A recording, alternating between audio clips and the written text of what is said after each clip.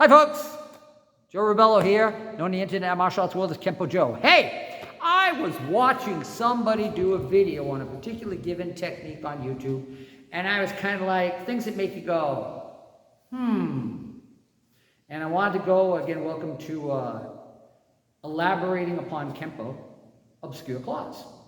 And this is, we'll talk about it and let's detail out, let's talk about a couple things that I noticed and I wanted to talk to you about. So, with the assistant of Jacob here, we're going to go over obscure claws. Now, the first thing we're going to talk about is the attack. There's a very important feature that's not normally mentioned in the descriptions that you will see in the manuals. Now, what's going on? Well, Jacob's going to face this way. Turn and face the camera, please. There it is. Now, this is used against a rear right hand or left hand. Could be either one, but it's going to be the left hand. Why? People say, well, you guys just grabbing your shoulder. No. What he's doing is this. Bang! Now see, he looked straight ahead. Normally, if I twisted his arm, his head would go with it. Hi! Pow! If he doesn't turn his head, great. I sucker punch him, knock him out in the temple. Hallelujah, right? No. It's a terrible thing. It's a sucker punch shot. So, we start here. Now again, idyllically, I want to turn him around and I'm going to clock it. They don't talk about that, but that's the basic concept behind it. Right. So now, switch position. So again, this technique is called obscure claws. Now, if he's just pinning me at that point, then I can step back, and I have two different versions as I saw in the video. And let's give credit, Mr. Herman and Mr. Perez did it, and I was like, there's a couple things I wanted to address and elaborate upon, hence elaborating upon Kenpo. So if it's like so, and he's not pulling, he's just grabbing me, well, I learned in Kenpo, hey, I've got a couple alternatives. I can pin his hand, step out, and turn and do obscure sword, right? But in that case, he's not pulling. It's like, what I'm doing here is called purposeful defiance. In his hand, I step forward, and I force him to pull me, and when he pulls back in response, whack, chop, kick to the groin, and back. In this instance, what we don't mention, at least in the manuals, is the context of purposeful compliance. When he grabs me and pulls me, I'm going to go this way. Hi, how you doing? But what I'm going to do, I'm going to step back with an action. So, wham! There's the claw to the face. Normally followed by a second claw to the face. Now, in slow motion, as he pulls, the hand comes up on obscure angle. I perfectly want to catch him up on the chin and break his balance. The second one hits here, the side of the face. Hey, if you're like Professor Chow, you can go with a tiger mouth to the throat, but we're not doing that. From that position, and then I'm going to step through, and I'm going to utilize what's called a wraparound. It's a very popular movement taught in the arts of Danzan-ryu Jiu-Jitsu, which is one of the major influences in Mr. Parker's system. From Henry Sashiro, nicknamed Henry Okazaki, from Danzan-ryu. Also taught from Mr. Parker through people like Wally J. Now, from here, I'm going to step forward with the second foot, and now I'm going to reverse the circle. So from here, I'm going to step off, forward with my left foot, back knuckle him in the temple, hold his body, come around with an inverted, vertical, hooking back knuckle, preferably to the mastoid. From there, and I'm going to explain a very important point. This is why I did this video in the first place. You'll see in the listing in the manual, you're going to come in with an inward, and when we look about it, an inward heel palm here, an upward, inward, diagonal heel palm. This is designed to pick the opponent up. And then from here, with this hand in the high position, I'm going to do an outward, inverted, vertical, middle knuckle strike. A snapping strike. From here, boom! I'm going to drive right in the solar plexus. Now again, he didn't move. Oh, I have to hit him harder. No. In all honesty, when I strike here, I then follow through and strike down the solar plexus and drop my body weight. A couple of things. When I learned this from Mr. Parker, he didn't do that heel palm. When I learned it when working with Mr. Parker, instead of doing inward, he did outward.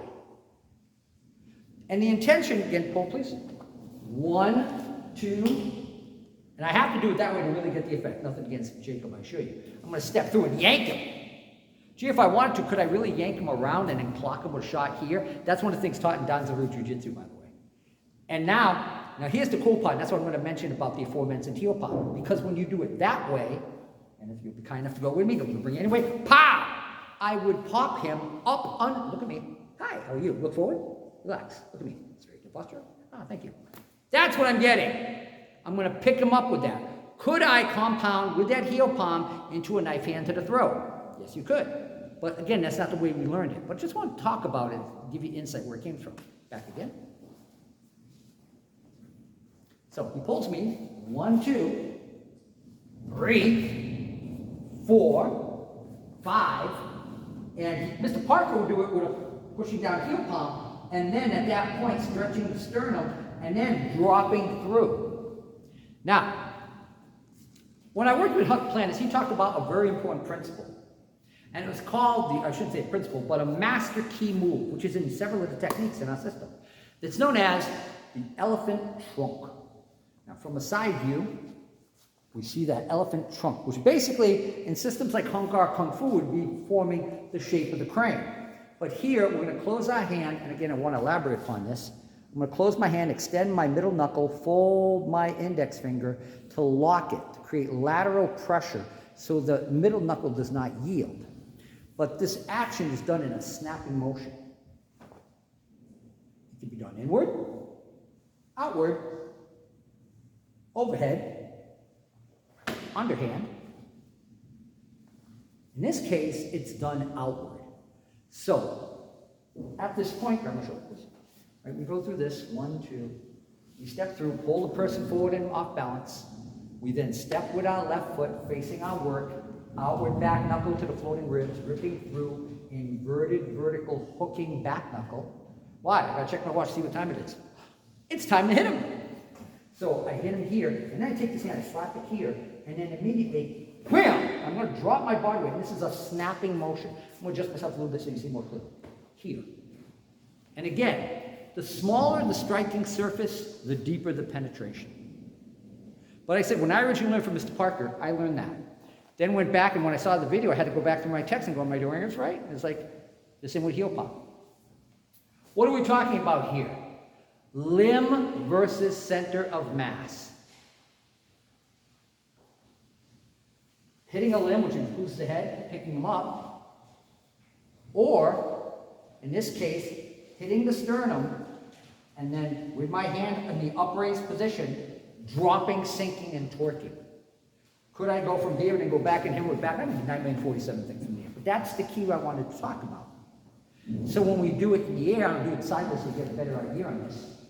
1, 2, 3, 4. And again, back knuckle here. 4, 5, 6, 7.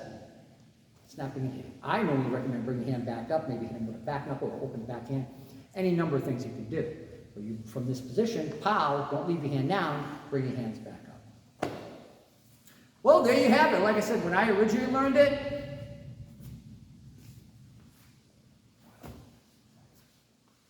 here, and then try to strike. So just mentioning something that Mr. Parker actually demonstrated on me, Huck Plannas also demonstrated on me, so I can give you that hands-on stories of actually working with the gentleman and their insight regarding this. And again, I can hit the body, or if I do things like B1AH, I can hit the chin. But it's the alignment of that master key movement, that upward, inward, diagonal heel palm, whether defensively or offensively, is still a master key move. And there you have it, obscure claws.